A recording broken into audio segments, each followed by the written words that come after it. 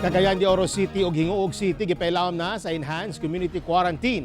Samtang probinsya sa Misamis Oriental gipailawom sab sa general community quarantine with heightened restrictions. Anang report ni Cyril Chavez.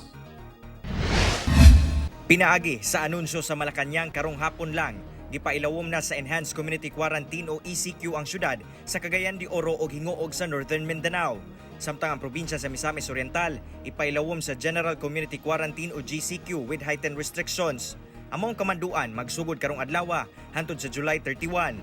Itong mga reclassification pong ito ay base po sa rekomendasyon ng Department of Health, ng Technical Advisory Group at ng Technical Working Group on COVID-19 Variants at naaprubahan na po ng Presidente. Tambag ni Cagayan de Oro City Mayor Oscar Moreno nga dili angay magpanik ang mga katawan sa syudad.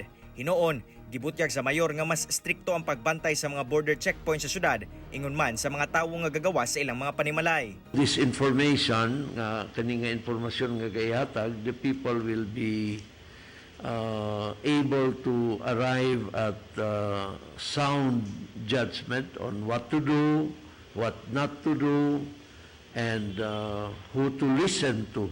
Sigon Hingoog City Mayor Eric Cañosa nga sa kasamtangan, ana na lamang sila 13 ka mga active cases sa syudad. Apan tungod sa mga kamanduan, mas pakusgan pa nila nga mapugnan ang paglihok sa mga tawo sa syudad. Magpulong sab karong adlaw ang Hingoog City LGU ug DOH Region 10 alang sa himuong guidelines. We'll discuss based on the guidelines with the DOH kung ano pong gagawin natin so that we can start para maano po natin, ma-prepare po lahat ng mga pangangailangan to control the movement of our people. Samtang gibutyag sa Department of Health nga 16 ka bag-ong Delta variant sa COVID-19 o B.1.617.2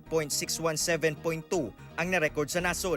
5 niini returning overseas Filipinos ug 11 ang local cases. Sa mong 11 ka kaso, 6 niini taga Northern Mindanao, kung asa 5 ang taga Cagayan de Oro City ug usa ang taga Hingoog ug Misamis Oriental nga nagpositibo natong June 23 hangtod 28. Hinoon, naka-recover na silang tanan. Ako, si Cyril Chavez para sa One Mindanao.